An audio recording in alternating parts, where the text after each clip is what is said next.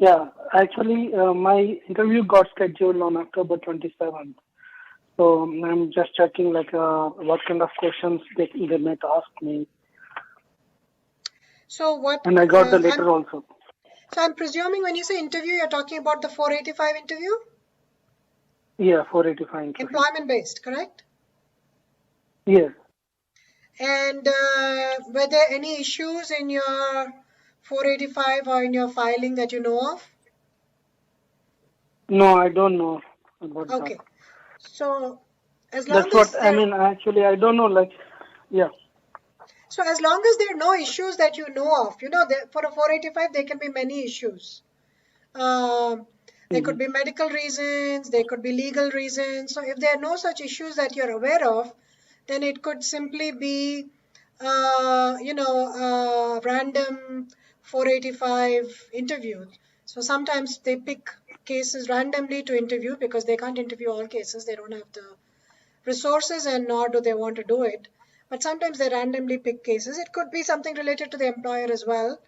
But if you're not aware of any such issues, then it could just be, as I said, a random interview. And generally in an interview, and this is a good question, because a lot of people will be benefited from it. Generally in a 485 interview, they will first ask you to take the oath, then you have to remain standing. Then they will ask for your ID documents, your passport, your previous EADs, advance parole cards. And then they might ask for your original documents. The original documents they ask to look at and they will return it to you is the birth certificate, the marriage certificate.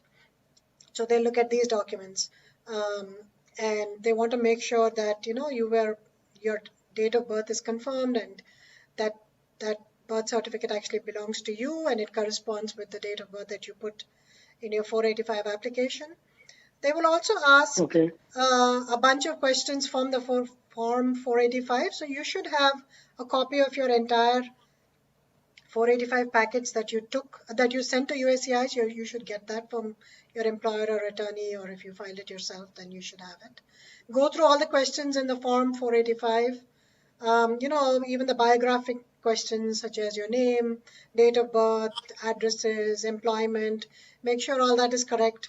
Then also go through, they will ask you questions about, have you ever been arrested? There are about 20 or 30 questions in the end of the form. So they will ask you all those questions. So make sure you understand the question before you respond to it. Don't just say yes or no without, understanding what they're asking you, and make sure if you don't understand it, they will be happy to repeat the question for you or explain it to you until you understand it. So don't just respond without understanding what the question is. And then finally, they will ask you to sign on the 485 form.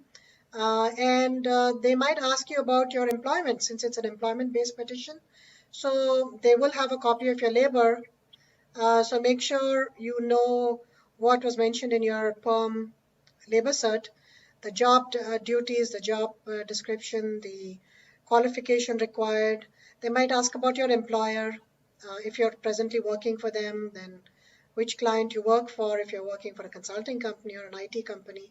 Or if you're not, then what kind of job you're doing, what your job description is.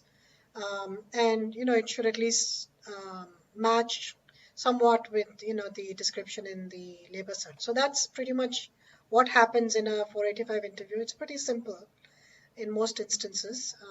So good luck with your interview.